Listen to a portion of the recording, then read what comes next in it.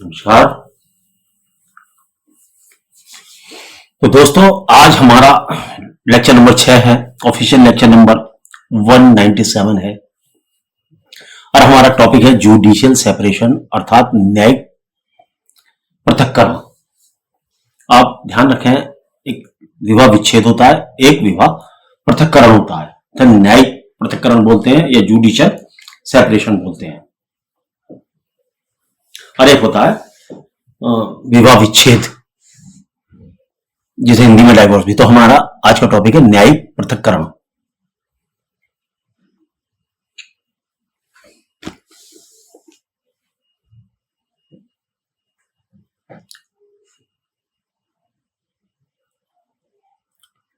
दो पार्टीज होती हैं, पति पत्नी। सपोज करो उनमें बनती नहीं है। अब बनती नहीं है तो उसका क्या चारा है? तो हमारे यहां ये नहीं है कि सीधा एकदम कोशिश ये करी जाती है कि इनमें कैसे न कैसे कंप्रोमाइज कराने की कोशिश की जाए। एकदम कोर्ट भी नहीं चाहती कि इनमें तलाक कर दिया जाए। तो उसके लिए क्या एक विधि है जुडिशियल सेपरेशन की।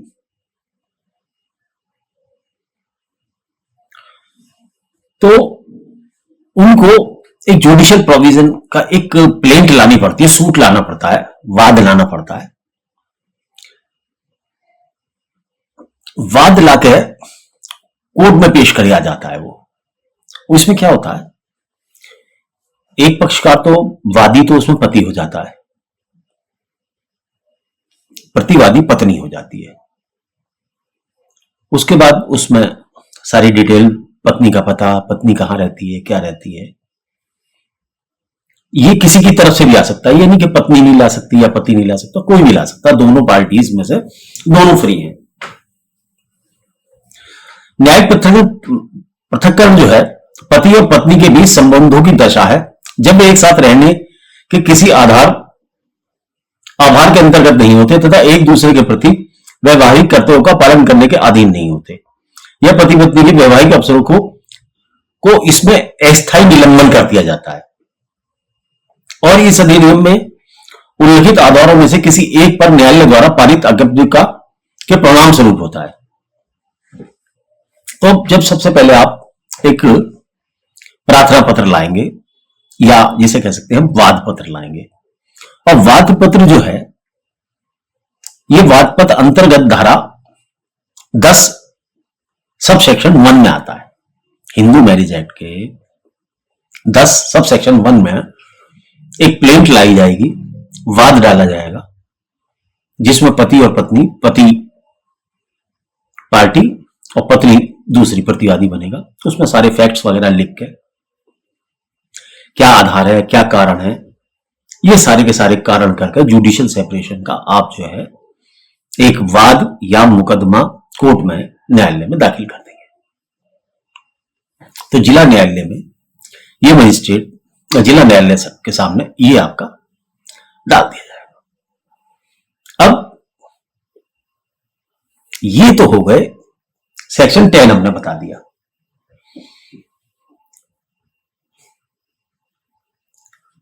विवाह के पक्षकारों में से कोई पक्षकार, चाहे वह इस अधिनियम के प्रारंभ से पूर्व अनुष्ठापित हुआ हो चाहे पश्चात, जिला न्यायालय की धारा, तो जिला न्यायालय को धारा 13(1) में 13(1) में कुछ आधार दिए हुए हैं और 13(2) में कुछ आधार दिए हुए हैं।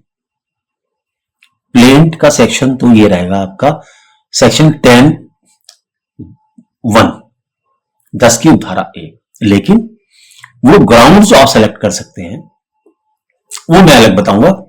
तो सेक्शन 13(1) में तो पति डालेगा और पत्नी डालती है तो धारा 13(2) में पति के द्वारा डाला जाएगा।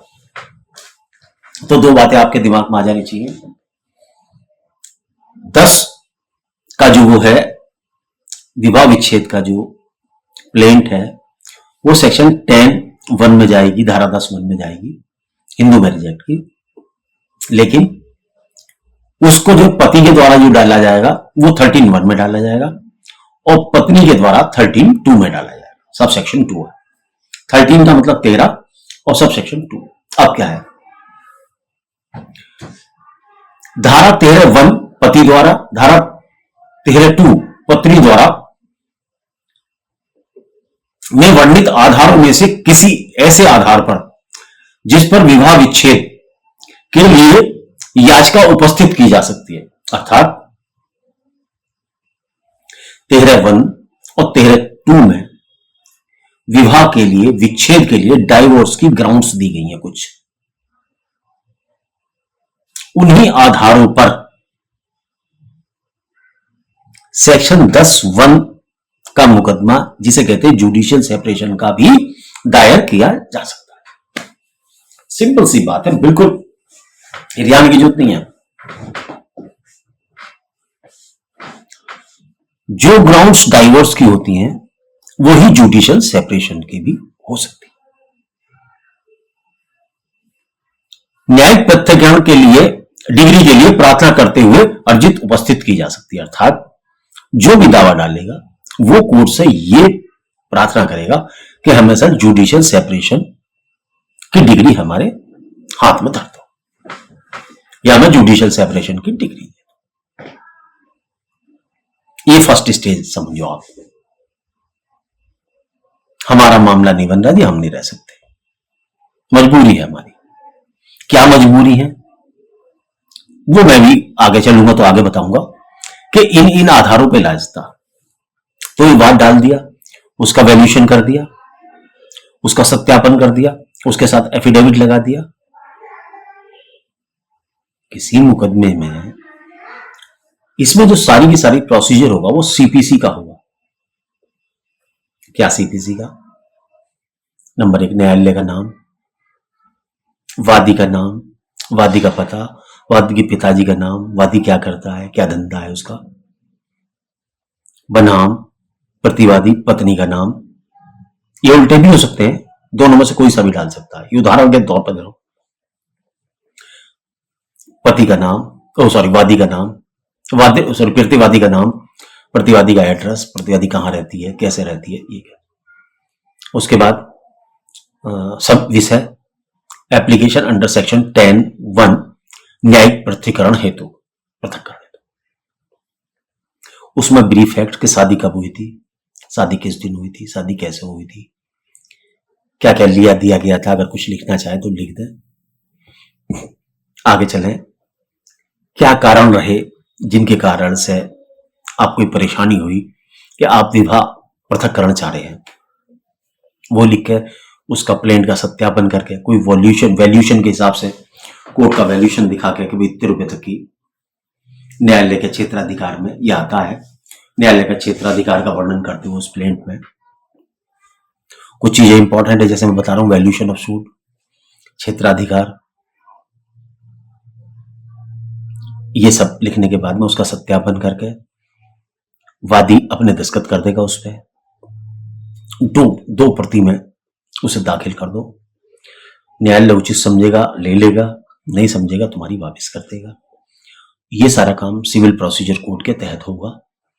लेकिन ये वाली बात जो है, जो मैं बता रहा हूं, ये प्लेंट जो है सेक्शन 10(1) में जाएगी और उसके अंदर जो आधार होंगे वो उसमें आपको रीजन लिखने पड़ेंगे। कोई एक रीजन जो इनमें धाराओं में दिए गए, डाइवोर्स की धाराओं में 13 में दिए गए, उनमें से कोई एक रीजन आपको देना पड़ेगा। अब ये चली जाएगी। जाने के बाद अगर पति ने डाला है तो पत्नी को सूचना दी जाएगी। पत्नी आके उसके ऊपर अपना जवाब दाखिल करेगी। जवाब दाखिल करने पर न्यायालय, देखिए ये जो बता रहा हूं आप सिविल प्रोसीजर कोड में भी याद रखना, ये आपके सिविल प्रोसीजर कोड में भी याद आएंगी। ये सारे के सारा जो मैं समझा रहा हूं ये आगे भी काम आएंगी आपको सारी बातें।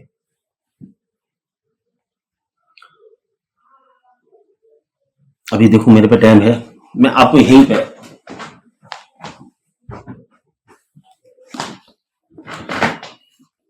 मौका लग गया तो अभी समझाता हूं जरा। पहले इसको थोड़ा सा पूरा कर दूं। दोनों पार्टीज की एविडेंस होगी। एविडेंस होने पर न्यायालय को यदि लगता है, पहले पति को सुना जाएगा, पति को भी सुना जाएगा, पति अपनी गवाही देगा, पत्नी के वकील साहब को मौका दिया जाएगा कि वो क्रॉस एग्जामिनेशन वगैरह कर ले, जो कुछ कहना चाहते हैं वो कहते हैं। उनको सुनने के बाद में कोर्ट को यदि लगता है जो भी कुछ साक्ष्य वगैरह लेना हो, क्योंकि रीजंस वगैरह तो सारे देने पड़ेंगे ना, करने के बाद में उसको जो है फिर कोर्ट यदि उचित समझती है, पक्षकारों को मौका जरूर दिया जाएगा और दोनों पक्षकारों की सहमति सुन के कोशिश भी करी जाएगी कि फैसला भी कराने की कोशिश की जाए, या जो भी उचित उस समय निर्णय लगे। कि भाई कई बार ऐसा होता पार्टीज नहीं आती तो एक पक्षीय करना पड़ता है, तो एक पक्षीय की स्थिति भी आती है, तो उसकी बात नहीं करते। अभी हम ये सोचते हैं कि दोनों पार्टीज आ रही हैं, तो उनकी सबकी सुनवाई की पूर्ण अवसर देने के बाद में सेक्शन 10(2) में न्यायालय को यदि ये लगता है कि हाँ इन लोगों का रहना बहुत आसान नहीं है, तो वो 10(2) में जहां न्यायिक प्रतिकरण की अज्ञप्ति दे दी गई है, न्यायालय जो है ऑर्डर कर देगा कि हाँ भाई ये यहां पे अलग अलग रहे, वहां याचिकादाता अर्जी देने वाला आगे के लिए इस आधार के अधीन नहीं होगा कि प्रतिदाता के साथ सहवास करे। अर्थात जैसी जुडिशियल सेपरेशन की डिग्री पारित हो जाएगी, फिर इनका आपसी जो है जिसे कहते हैं फिजिकल रिलेशनशिप, सहवास, फिजिकल रिलेशनशिप भी प्रोहिबिटेड हो जाएगी और रहने से भी परहेजदारी हो सकती है। अब पार्टी की मर्जी है, रहना चाहे रह भी सकती है, कई बार चाहे अलग रहेंगे, और अलग रहती अगर एक साथ ही रहते तो ये फिर न्यायिक पृथक्करण का मुकदमा डालने की आवश्यकता ही नहीं पड़ती हमको। तो अब ये जो है अगर ऑर्डर हो गया तो इसके ये प्रभाव होते हैं, अर्थात 10(1) में ये डाली जा सकती है। दूसरी बात, यदि किसी वजह से डिग्री हो गई लेकिन न्यायालय को यह लगता है कि यार डिग्री गलत हो गई, मैं पढ़ देता हूं, किंतु यदि न्यायालय पति या पत्नी दोनों में से किसी एक के प्रार्थना पत्र पर ऐसी याचिका में किए गए कथनों की सत्यता के विषय में अपना समाधान हो जाने पर वैसा करना न्याय में युक्ति समझे तो वह अज्ञप्ति का विखंडन कर सकेगा। यदि न्यायालय को ऐसा लगता है कि भाई मामला ये नहीं है तो वो अज्ञप्ति मना भी कर सकता है, डिग्री नहीं भी करेगा। ऐसा भी प्रोविजन ये एक्ट सेक्शन करता है। अब क्वेश्चन आता है कि जब ये इस तरीके की डिग्री पारित हो जाएगी तो इसका प्रभाव क्या आएगा।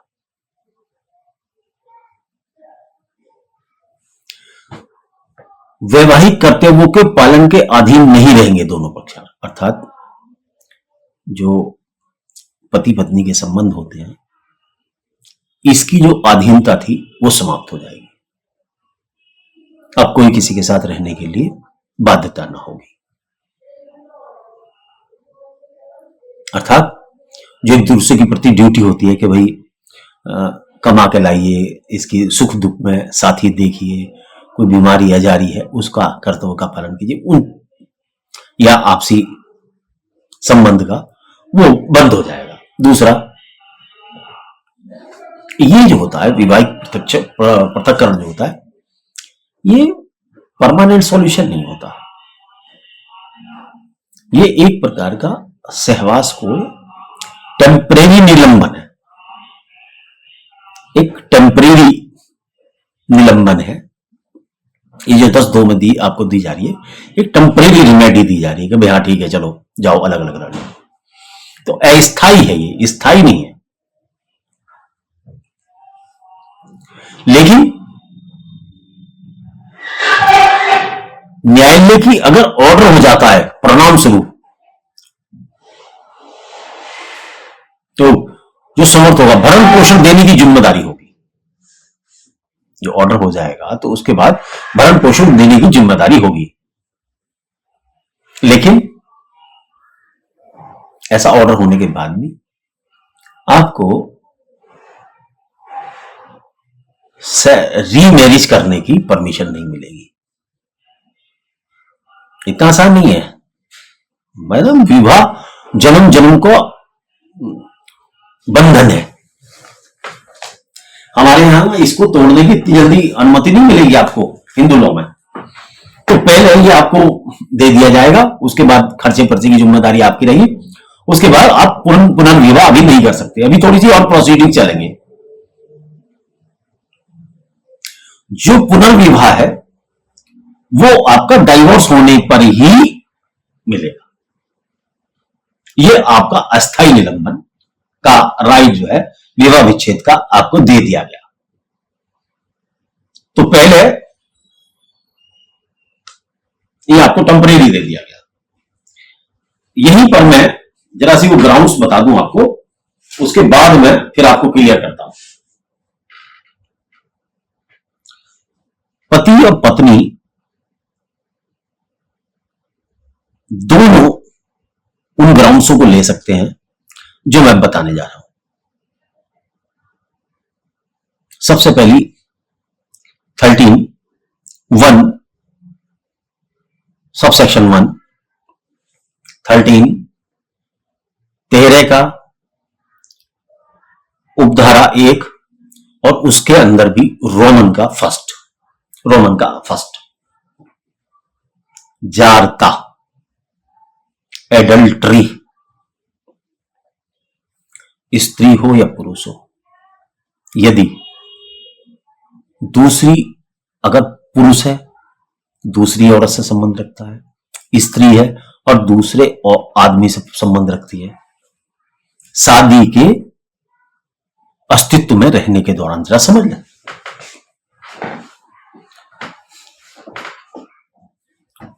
यहां जो बातें चलेंगी वो शादी के बाद की बातें हैं। पहले किसने क्या किया वो तो मैटेरियल ही नहीं है ना, मैटेरियलिस्टिक नहीं है। शादी के बाद आप क्या कर रहे हैं।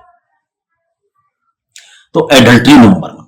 एडल्ट्री का मतलब ये होता है जब पति या पत्नी, शादी का मतलब है कि आप एक दूसरे के प्रति वफादारी से पेश आए, अर्थात जहां वफादारी दोनों में से किसी में भी नहीं है, तो जो वफादारी नहीं कर रहा है उसके खिलाफ दूसरा पार्टनर मुकदमा डाल सकता है। ये वाला आधार लेकर 13 का मैं जारता का, जिसको हिंदी में एडल्ट्री भी कहा जाता है। तो नंबर 1 आधार एडल्ट्री, जिसको धारा 13 उसकी उपधारा 1 और उसका फर्स्ट जारता। लेकिन जारता सिद्ध करना बहुत भारी होता है, इसलिए आप ये ध्यान रखें कि जारता सिद्ध करने में आपको दूसरा आदमी लाना पड़ेगा, एविडेंस देनी पड़ेगी, और जो ये कहेगा कि जारता है उसको सिद्ध करना पड़ेगा जारता। ये भी ध्यान रखें। सिर्फ ये कह लेने से आपके सर ये इसका फलाने आदमी से संबंध है, आपको ऐसी एविडेंस से कोर्ट में पेश करनी पड़ेगी कि मुंह से बजाने से काम नहीं चलेगा। ये ध्यान रखें। आप सबूत होने चाहिए, कॉल रिकॉर्ड होने चाहिए, तब आप एडल्ट्री प्रूव कर सकते हो, चाहे पति हो चाहे पत्नी हो। जो भी दावा लाएगा उसकी जिम्मेदारी है। एक तो पहली ग्राउंड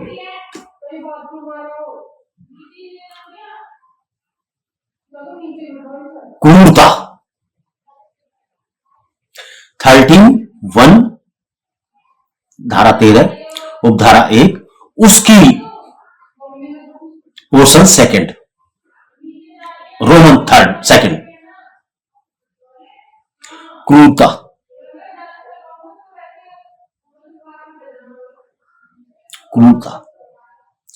क्रूरता का क्षेत्र बहुत बड़ा भाई साहब।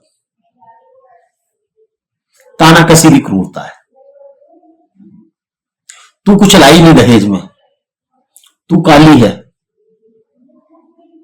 तू कंगले घर की है, मानसिक क्रूरता है।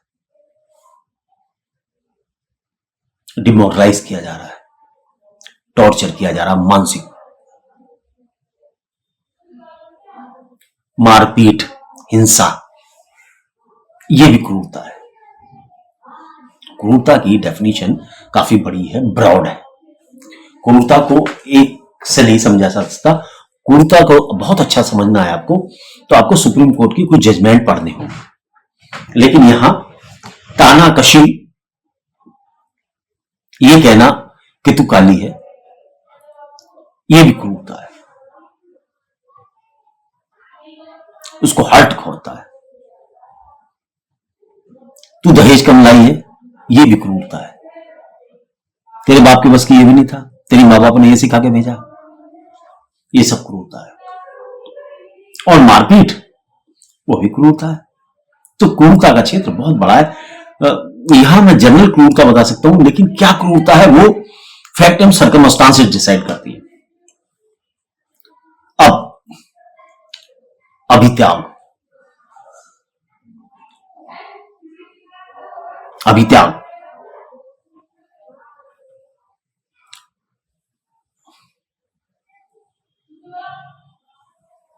कि जा मैं तुझे त्यागता हूं, तेरे साथ 2 साल तक कुछ नहीं करने का।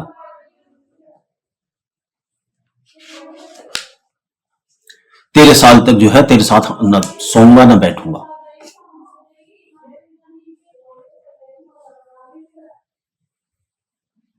जा मैं तुझे त्यागता हूं, तेरे साथ कुछ नहीं करने का, और 2 साल तक ये कंटिन्यूस स्थिति रहे।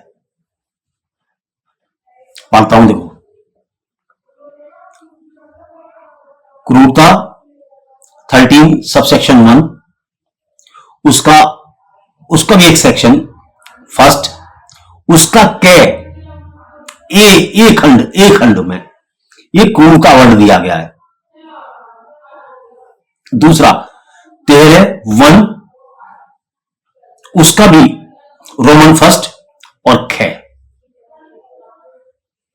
जहां याचिका प्रस्तुत करने के तत्काल पूर्व कम से कम 2 वर्ष की निरंतर अवधि के लिए दूसरे पक्षकार ने याचिका अभित्याग कर दिया।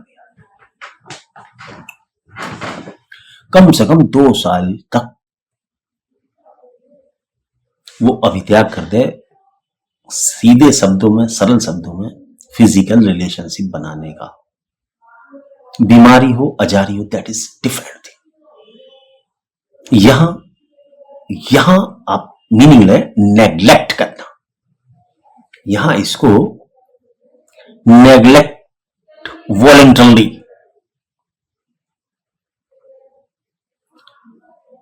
एक तो ये होता है कि आदमी बीमार हो गया, टीबी हो गया, मजबूरी है। एक है टू अवॉइड, टू नेग्लिजेंटली, और जानबूझकर, नहीं साला मैं तेरा हाथ नहीं लगाना, तू खा, ऐसे इस तरीके से व्यवहार करके जानबूझकर नेग्लेक्ट करना। 13(1) ख, ये पृथक्करण का बहुत अच्छा है। अर्थात जो फिजिकल रिलेशनशिप्स है, जो पति पत्नी के बीच में नॉर्मल होनी चाहिए, होती भी है, उसको स्थायी रूप से खत्म करना चाहता है। और 2 साल से तो मामला गड़बड़ा ही रहा।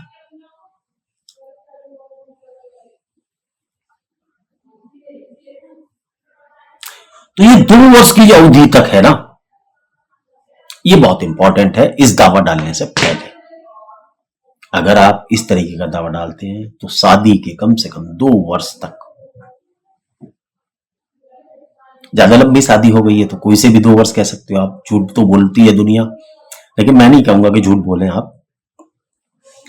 अगर मान लो 5 साल हो गए तो और बात है, कौन से 2 साल है वो।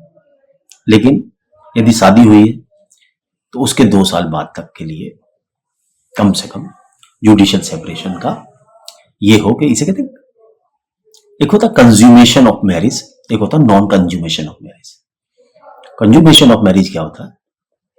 जब पति पत्नी शादी के तुरंत बाद एक दूसरे से शारीरिक संबंध स्थापित कर लेते हैं, that is called consummation of marriage. अर्थात मैरिज का उपभोग हो गया।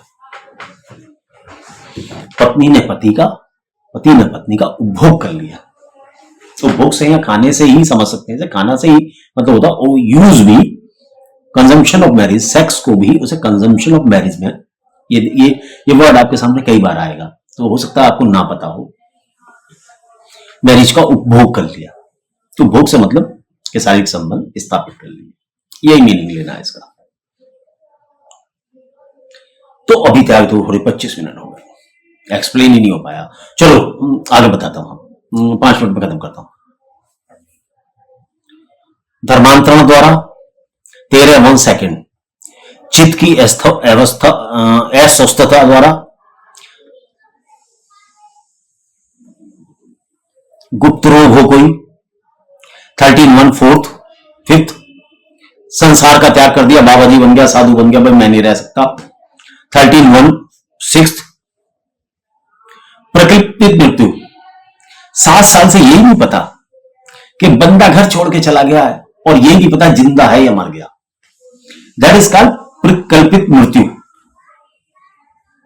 और देखो खत्म कर दिया मैंने। जब देखो जल्दी होती है तो एक्सप्लेन करने का मौका नहीं मिलता, जब एक्सप्लेन करने का मौका होता तो मानता हूं, लेकिन अभी चलो मेरे पे 4 मिनट है, 4 मिनट में शादी था, पति पत्नी थी। जब शादी की तो हिंदू थे दोनों, लेकिन बाद में उसने कोई दूसरा धर्म, ईसाई धर्म या धर्मांतरण कर लिया। तो धर्मांतरण करना भी जुडिशियल सेपरेशन का एक आधार हो सकता है। अच्छा ये और बता दूं, यही आधार तलाक के भी हैं, अर्थात डाइवोर्स के भी हैं। न्यायिक विवाह विच्छेद के भी हैं। मतलब कहने का मतलब है, हमें अधिकतर वर्ड जो है ना ये वाले याद है, जुडिशियल सेपरेशन और डाइवोर्स वगैरह। दिमाग से ही जो हिंदी वाले वर्ड है दिमाग से सही बोल जाते हैं। अधिकतर तलाक वर्ड बड़ा फेमस है। तो 13 चित्त की अस्वस्थता अर्थात मानसिक रूप से विकृति से मतलब आप यहां लगाएं। कुष्ठ रोग, ये कुष्ठ रोग पहले था, 13 में आता था, लेकिन अब इसको जो है निकाल दिया है। 4 में आता था, ये निकाल दिया है। रजित रोग अर्थात गुप्त रोग, 13 धारा 13 फर्स्ट वन, वो तो एक्ट में देखेंगे तो आपको ग्राउंड से लेना, लेकिन यहां मैं आप बता रहा हूं तो याद भी कर सकते हो आप। 13 संसार का त्याग, साधु बन गया। हाथ लगाना, ब्रह्मचर्य का पालन करना मुझे। अब तो मैं ब्रह्मचारी हूं भाई, मैं नहीं औरतों का हाथ लगाता, मेरा कोई नहीं, फिर क्या करेगी औरत, तू जा भैया, राम राम है तेरी उम्र, या तू अपना भजन कर भगवान का। तो संसार का त्याग, जहां अन्य पक्षकार किसी धार्मिक व्यवस्था के में प्रवेश कर संसार का त्याग कर दिया है, भाई इसमें तो कुछ कर ही नहीं सकते, न जाने कौन कब त्यागी बन जाए। भगवान बुद्ध का तो आपने नाम सुना होगा। He was a very he belongs to a very royal family, but he relinquished the क्या बोलते हैं, घर छोड़ दिया, घर त्याग कर दिया, पत्नी वगैरह सब छोड़ के चले आए, पुत्र भी था, एक बच्चा भी था उनके, तो चले आए। तो ये कर सकते, तो ऐसी स्थिति में उनको, उनके जमाने की स्त्रियां और होती थी, चलती नहीं, उन्होंने माना उसको, चलो ठीक है चले गए आप। लेकिन यहां अब वो औरतें तो, और वो अब मर्द भी नहीं रह गए। ये जुडिशियल सेपरेशन का एक ग्राउंड हो सकती है। गुप्त रोग है,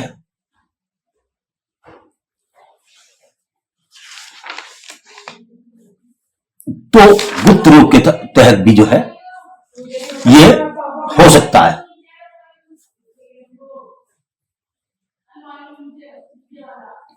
ऐसा रोग है जिससे गुप्त रोग जो एक दूसरे से संचारी हो जाते हैं, और एड्स है तो एक प्रकार का गुप्त रोग, लेकिन इधर से उधर हो जाता है, मर जाएगी तो मर जाएगा पार्टनर, छोड़ सकते हो। संसार का त्याग, वही मैंने बताई दिया, संसार का त्याग ये 13 था। प्रकल्प, जब कोई व्यक्ति का ये नहीं पता लगता कि 7 साल से वो है कहां, तो ये मुकदमा 7 साल बाद चलेगा। मान लो शादी हो गई, शादी के 3 दिन बाद गायब हो गया, उसके 7 साल तक नहीं आता, तब ये माना जाएगा कि यदि वो जीवित होता तो जरूर आता। ये प्रिजम्पशन है, आप समझ लें। यदि कोई व्यक्ति 7 वर्ष तक नहीं देखा जाता तो ये माना जाता है कि यदि वो जीवित होता तो देखा जरूर जाता, तो ये मान लिया जाता है वो मर गया। मर गया होगा, तो कोर्ट अपनी प्रोसीडिंग से स्टार्ट कर देता है। इंडियन एविडेंस एक्ट में जाएंगे तो आप ये देखेंगे, सेक्शन है इसका बाकायदा, कि कब न्यायपालिका, एक जज साहब ये उपधारणा कर सकेंगे कि फलाना आदमी मर गया होगा, तो उसके लिए 7 साल की कंडीशन होती है। ये भी जुडिशियल सेपरेशन का 7 साल बाद डाला जाएगा, तो इसलिए इस सेक्शन में नहीं जाना चाहिए। इसके बेस्ट है ये गुप्त रोग वाला, चित्त की अवस्था और क्रूरता, सबसे ज्यादा क्रूरता बदलते हैं और जारता बदलते हैं, ये तो दो, तभी इनको टॉप पे रखा है। और प्रकृति में क्रूर, इसके अलावा भी और भी बहुत सारी ग्राउंड्स हो सकती हैं। धारा 2 में जो औरत वाली है, ये तो पति पत्नी के लिए कॉमन थी, उसको 1 मिनट के अंदर मैं क्लियर कर देता हूं आपको। सेकंड मैरिज कर ले, बलात्कार में पकड़ा जाए पति,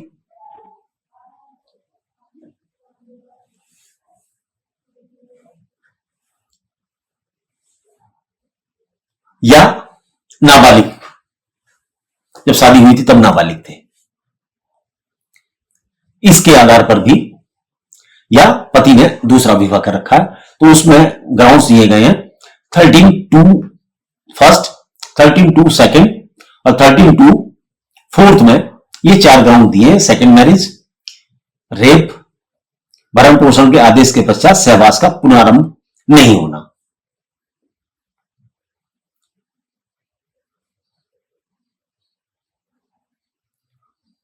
और वैश्यता का विकल्प, कि छोटी आयु में शादी हो गई थी तब उसके आधार पर भी विवाह को खंडित करने के लिए।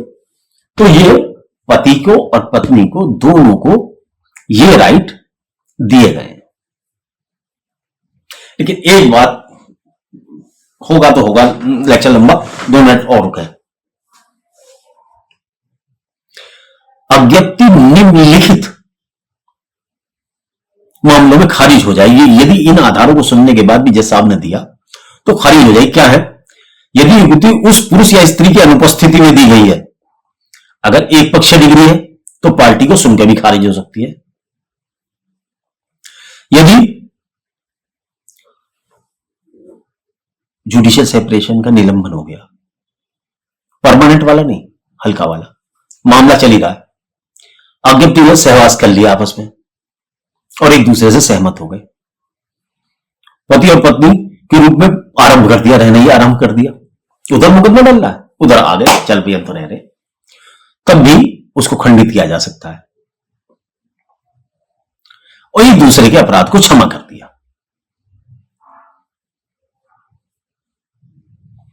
और न्यायालय में ऐसी प्रार्थना करती धारा 23 में कि जनाब हम तो रहना चाहते हैं,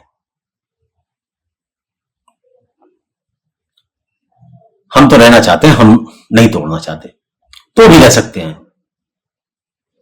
अगर मान लो कुष्ठ रोग के आधार पर दिया था, वो रोग ठीक हो गया, मान लो सिफिलिस थी, सुजाक था, इसके आधार पर दोनों ने दिया था, लेकिन वो रोग ठीक हो गया तो भी डिग्री को विलंबित किया, तो इसको आप जुडिशियल सेपरेशन जो है, इसको आप इसके दौरान में पति पत्नी चाहे तो आपस में कंप्रोमाइज भी कर सकते हैं। और ये एक प्रकार का जैसे दिखावा, थ्रेटनिंग सी है, भैया तो आजा, नहीं तो नहीं है, थोड़ा सा बढ़ावा रूप है ये रेस्ट्रिक्शन कंजुगल राइट का ही। कई बार ये जेन्युइन भी होता है, कई बार वो नहीं भी होता, लेकिन अगला जो स्टेप होता है फिर वही होता है। तो चलो मैं आज इसको यही खत्म करता हूं, और अभी जो है इसके अतिरिक्त मुझे पे कुछ और भी थी बताने थे ग्राउंड्स, वो मैं कभी बाद में बताऊंगा। और कुछ मैं बताना चाह रहा था सिविल का, तो इस समय मेरे को टाइम नहीं है क्योंकि मेरा टाइम 34 मिनट का हो गया वीडियो, सॉरी।